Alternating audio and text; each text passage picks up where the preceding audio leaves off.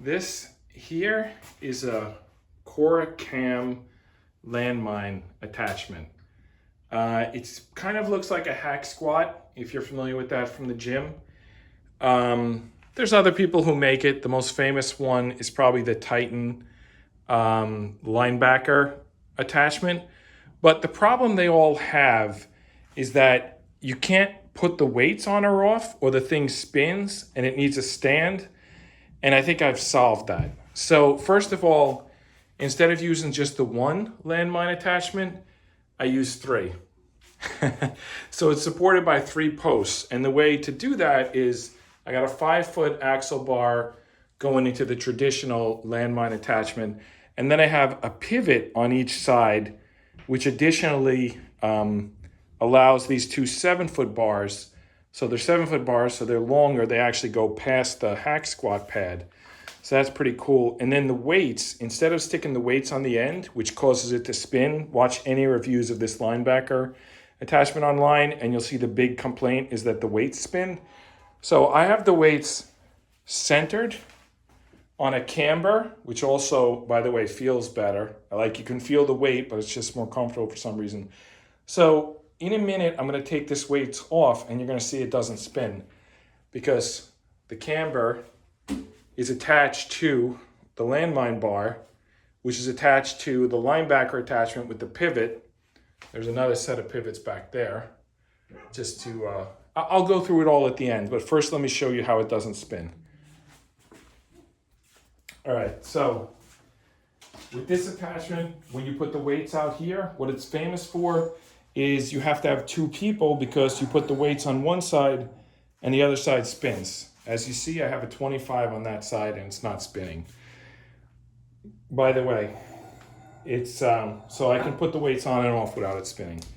And by the way, this thing is very heavy because you got 50 pounds of weights, 70 pounds of cambers, 50 pounds of landmine attachment, and then 3 bars. So what does that even equal? I don't know, it's at least 200 pounds. So, I mean, do the math, maybe it's 185, but whatever it is, there's a lot of weight here. So I'll show you a couple of reps and then I'll go detailed about the build. Can you see, when I do the reps, can you see all the way back to the pivot and all the way up to the, basically we want to see the entire machine. So here we go. Right under here. All right. So there you go. The weights are on the cambers. The bars are on pivots attaching to the Linebacker attachment and another pivot in the back, which is just, you know, for the whole operation to move. So you can see the whole thing, right? Yeah. Okay, let me see how deep I can go. Okay, the bar, so maybe we gotta lower the bar a little bit. But I think that's pretty good to demonstrate the concept. So now I'll go piece by piece. Let's start back here. We have 2 Titan Fitness spotter arms. Oh, there is one piece of Rogue equipment. The Rogue pin and pipe safety. And then we got 4 locks on here. 1 on each side of these Black Widow pivots, which are 1 inch at the top, 2 inches at the bottom. And then we got 3 axle bars, 2 7-footers and a 5-footer. Across the rack here, we have Titan Fitness child safety bar. It's locked on one end, it's got a chain on the other end.